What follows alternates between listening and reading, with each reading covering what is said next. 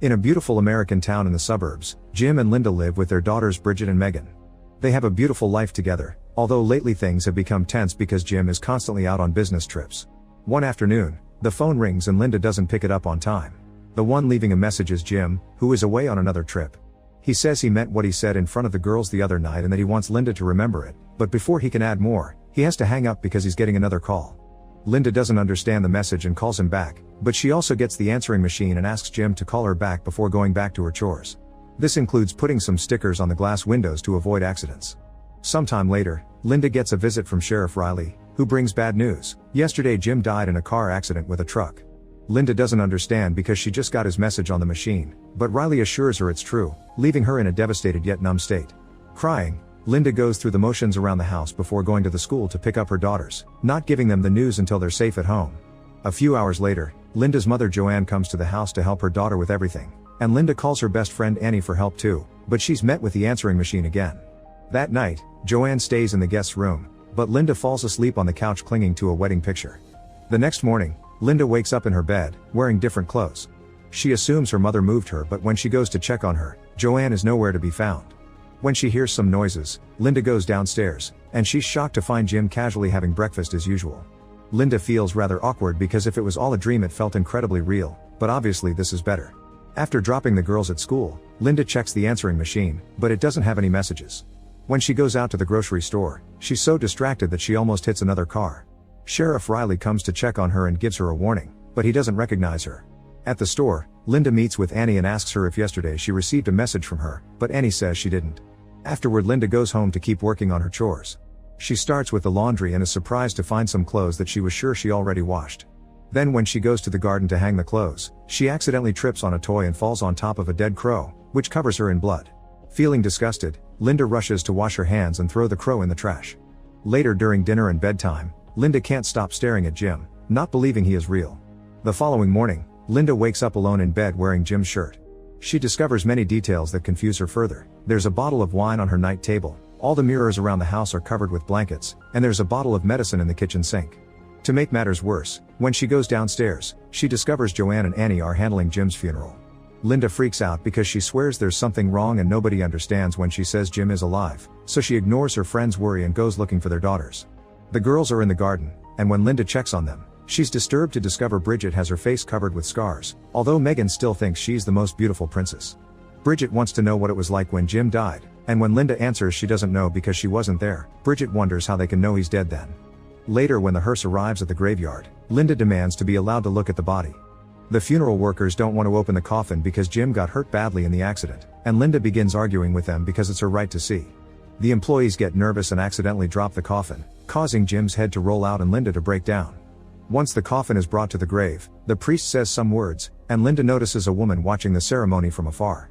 Joanne doesn't know who it is, so Linda goes to ask her, but Claire says they already talked yesterday and leaves in her car, not caring about the fact Linda swears she never saw her before in her life.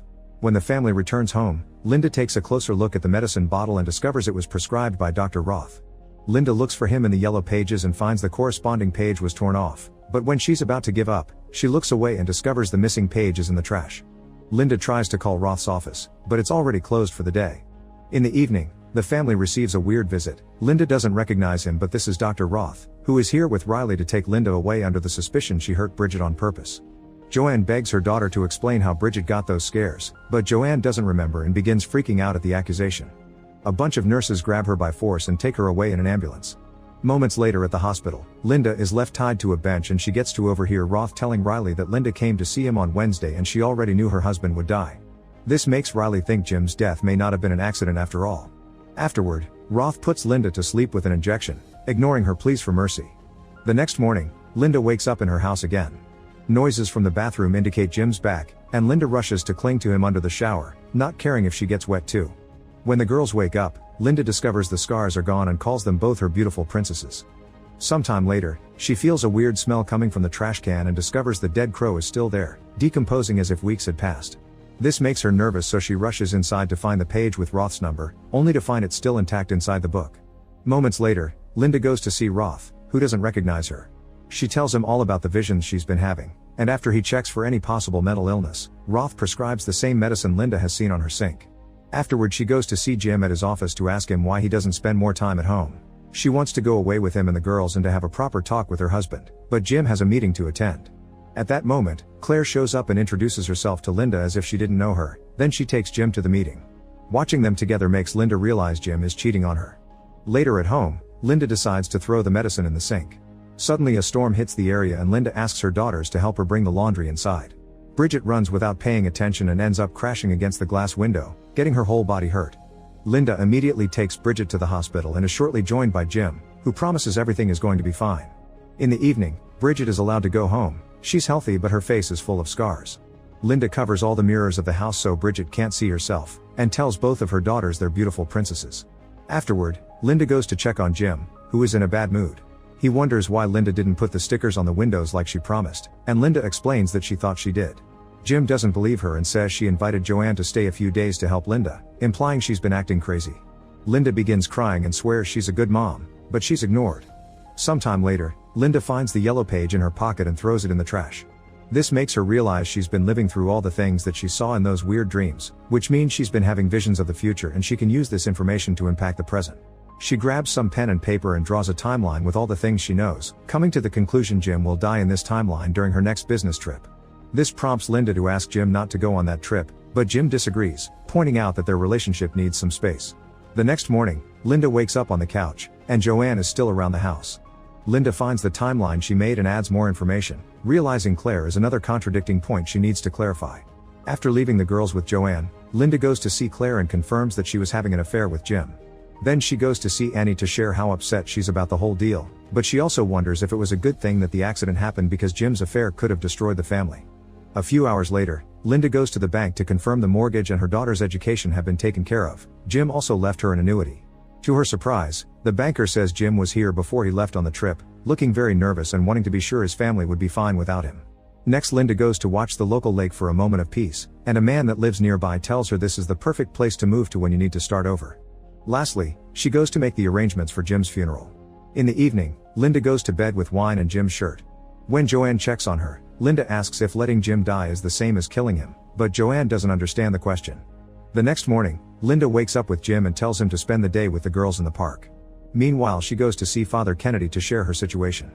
Kennedy tells her about many cases of unexplained phenomena in history and how they were seen as dangers of the faithless because they came from people who lost their faith and were desperate. In Kennedy's opinion, Linda needs to concentrate on what's important in her life and fight for it, but Linda doesn't know what she's fighting for. Next, Linda goes to mile 220, where Jim's accident is supposed to happen. All the visions she's been having rush to her mind and distract her to the point she doesn't see a car coming, but luckily she moves away just in time. In the evening, when the girls are about to go to bed, Linda demands Jim tell them he loves them. Jim promises he loves his daughters and his wife more than everything else in the world. Then Linda goes outside to catch some fresh air, and when Jim comes to check on her, an argument ensues.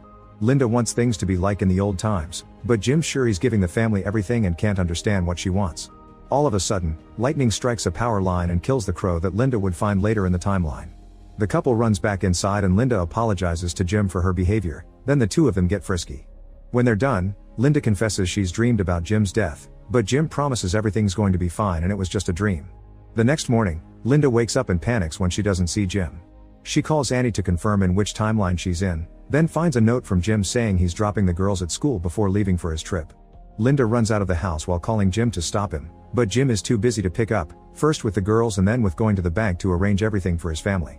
The talk Jim had with Linda last night won't leave his head, and when he gets in his car to go on the trip, he decides to call Claire and end their affair.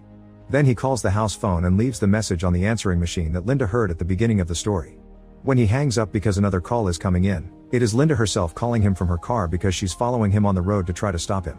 Linda apologizes for everything and when Jim is about to confess the affair, Linda says she already knows and doesn't care, prompting Jim to promise they will begin working on their relationship more and start over properly. At that moment, Jim sees Linda in the car mirror and pulls over to wait for her. Linda gets ready for a reunion but she freaks out when she notices they are on mile 220, the spot of the accident. She urgently tells Jim to turn the car around, and as soon as Jim moves, a car comes from the opposite direction. Thankfully Jim gets out of the way just in time. Linda is happy to see her husband is fine but it seems she forgot Riley had mentioned a truck caused the accident. Jim tries to start the car again to get off the road but the engine isn't working, and suddenly the infamous truck shows up, crashing right against Jim's vehicle. Linda runs to check on him, but before she can come closer, both vehicles explode, and Linda has a breakdown as she finally understands the future can't be changed. Many months later, the girls wake Linda up from her nap when the moving trucks arrive to pick them up. Linda is happy to see Bridget's scars are mostly gone and remembers Kennedy telling her to fight for what matters the most. Currently, what matters the most is Linda's belly, because she is pregnant thanks to that last night with Jim. Make sure to subscribe and turn on notifications so you can watch more videos like this. Thanks for watching.